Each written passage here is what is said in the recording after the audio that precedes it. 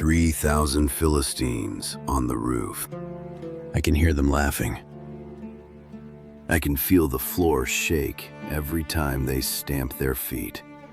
They brought me here to entertain them. The broken lion, the blind Nazarite, the punchline. They spent 20 years trying to find a chain heavy enough to hold me. They should have looked closer. The chain was always me. My name is Samson. I was born in answer to a prayer my people forgot they ever made. I was a man of God who spent his entire life running from him. And now I'm standing between these two pillars with my hands on cold stone. And I have maybe 60 seconds before this building decides it's had enough of us both. Before it comes down, I need you to understand something. This was never about the hair. It was never about Delilah. It was never about the Philistines. It was about a man who was given everything and kept choosing the one thing that wasn't on the list. Every single time. Here's the question I want sitting in the back of your mind for the next hour. If you already know something will destroy you, why do you keep walking toward it? I walked toward it 6 times. I'll count everyone. By the time we reach this temple, you'll have your answer. Let's go back to the beginning. Let me tell you about my mother first. She couldn't have children. Years of that specific silence, the kind that follows you into every room where other women are holding their sons. Then an angel showed up. Told her, "You're going to have a boy. No wine, nothing unclean. And the razor, don't let it near his head." My terms were set before my mother ever held me. My father looked at me the way people look at things they asked for and got more of than they expected. Not fear exactly, more like cautious gratitude. The kind you have around a fire that's larger than the fireplace. I once snapped a wooden yoke in two, just to see. I was 12. Samson never chose his calling, but he spent every day choosing what to do with it. Most people confuse those two things, and that confusion is where the damage begins. The Spirit of God would hit me in flashes. Heat in the bones, pressure from the inside out. It didn't feel holy. It felt like something needed to be broken. I grew up on the edge of Dan, a tribe that was already restless, already displaced. The whole camp had this energy of people who'd been promised something they hadn't received yet and were getting impatient about it. I fit right in. I never prayed much. Prayer felt like talking to the person who'd already made all the decisions and just wanted you to catch up. I preferred to push against something solid and see what gave way. The problem with being the strongest man alive is that the world runs out of resistance very quickly. A man who has never been stopped never learns where he ends and everything else begins. Samson's strength removed every natural limit. What followed was entirely predictable. I went down to Timnah.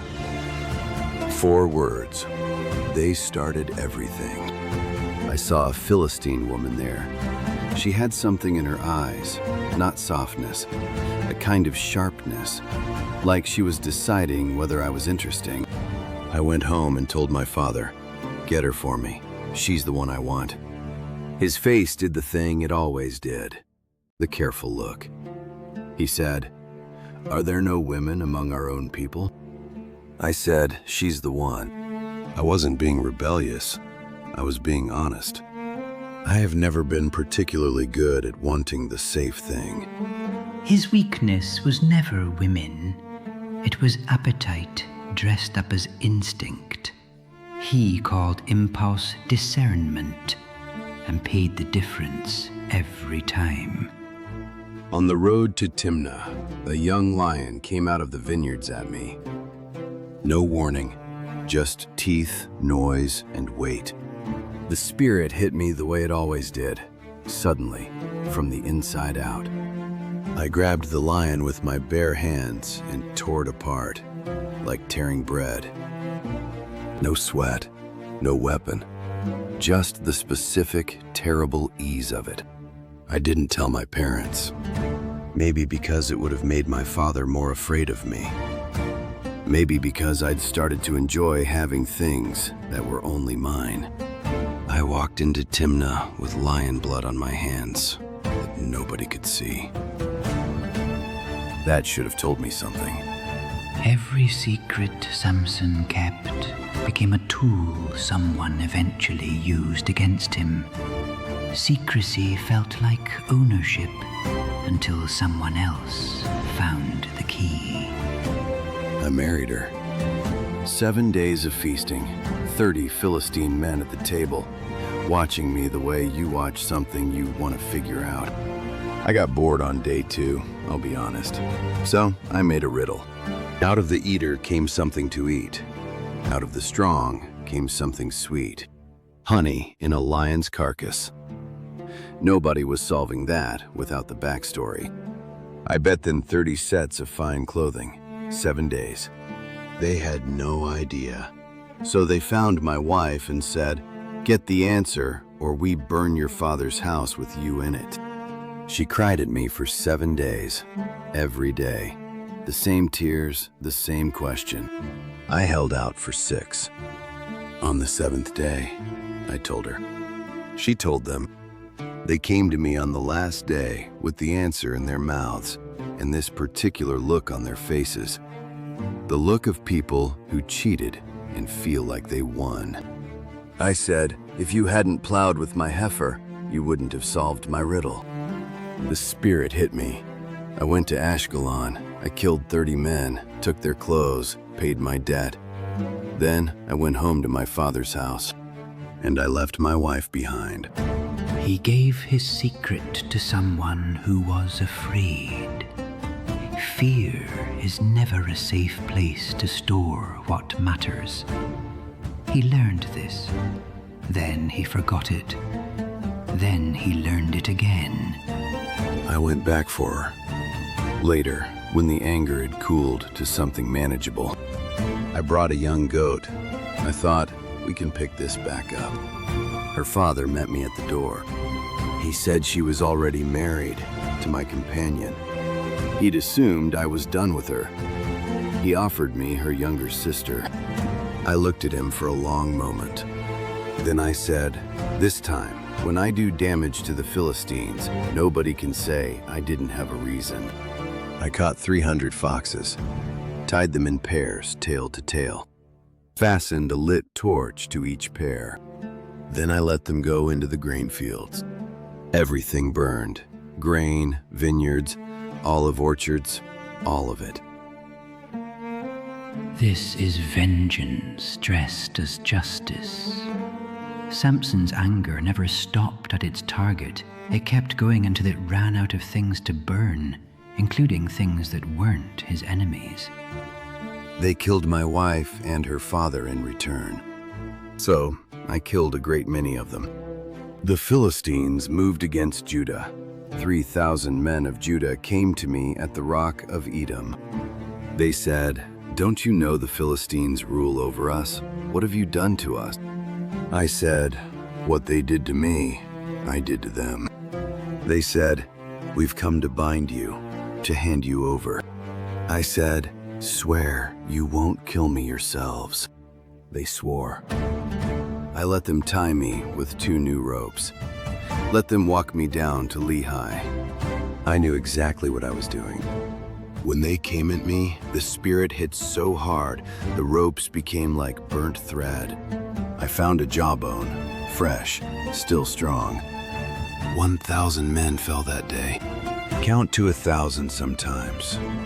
Think about what that number means, standing alone in a field with a bone in your hand. I put it down when it was done. My hands were shaking, not from fear, from something I didn't have a word for yet. After the killing, Samson didn't ask for a throne or a title. He asked for water. Even at the peak of his power, he knew where the source was. He just kept forgetting to stay close to it. I was so thirsty I thought I'd die out there in the field. I cried out to God. I said, "You gave me this great victory, and now I'm going to die of thirst and fall into the hands of the uncircumcised?" That's not a prayer, that's a complaint. But God split the hollow place at Lehi, and water came out of the ground. I drank. The Spirit came back. I judged Israel for 20 years after that. 20 years of relative peace. 20 years where I was the reason the Philistines stayed careful and quiet at the border. I should have been grateful. I was restless. 20 years of peace felt like captivity to a man built for conflict. Not every season without war is a waste. Samson never learned the difference. I went to Gaza. I saw a woman there, and I went into her. The Philistines surrounded the city gate all night, patient, quiet. The plan was to deal with me at first light. I got up at midnight. I took hold of the doors of the city gate, the whole thing, posts, bar, and all, and I carried it up to the top of the hill facing Hebron. I left it there. Not because I had to, because I could. And because there is a specific satisfaction in leaving before your enemies have had their morning. When nothing can hurt you, you stop respecting what is dangerous. That is not courage. That is how traps get built around a man who stops paying attention. Then came Sorak. Then came Delilah. I want to be honest with you about this. I knew what she was from the beginning. I am not a stupid man. I have never been a stupid man. I am a man who makes deliberate choices and occasionally lets the wrong thing win because the game is more interesting than the outcome. The lords of the Philistines came to her and said, "Find out where his strength comes from. We'll each give you 1,100 pieces of silver." 5 lords. 5,500 pieces of silver. She didn't even try to hide what she was doing. She just started asking, "Where does your strength come from? What would it take to bind you?" I told her, 7 fresh bowstrings that have never been dried. She tied me while I slept. Then she shouted, "Samson, the Philistines are upon you." I snapped the bowstrings like thread. She said, "You lied to me. Tell me the truth." "New ropes," I said. Same result. She tried 4 times. 4 different lies. 4 times she tested it immediately with Philistines waiting in the next room. Ask yourself, what kind of man knows the Philistines are in the next room, knows his girlfriend is working for the enemy, and keeps going back to sleep in her lap? This kind. A man who thought he was playing a game that couldn't touch him. Samson's confused tolerance for strength, returning to a situation that keeps trying to kill you, is not courage. It is stubbornness wearing courage's clothing. Then she changed tactics. Day after day, she never allowed me to rest. I was not annoyed, not worn out. I was vexed to death. She found the exact pressure frequency that exhausted the part of me that kept secrets. She said, "How can you say you love me when your heart is not with me?" That's not a manipulation. That's a precision instrument. I was tired, not of her. I was tired of the weight of the secret itself. I had carried this one thing, this locked room inside me, my entire life. The hair, the calling, the source of everything I was. And there was something in her lap, the warmth of it, the stillness. that made the weight feel optional. I told her. I said, "A razor has never come upon my head. I'm a Nazirite from birth. If my head is shaved, my strength will leave me. I'll be like any other man."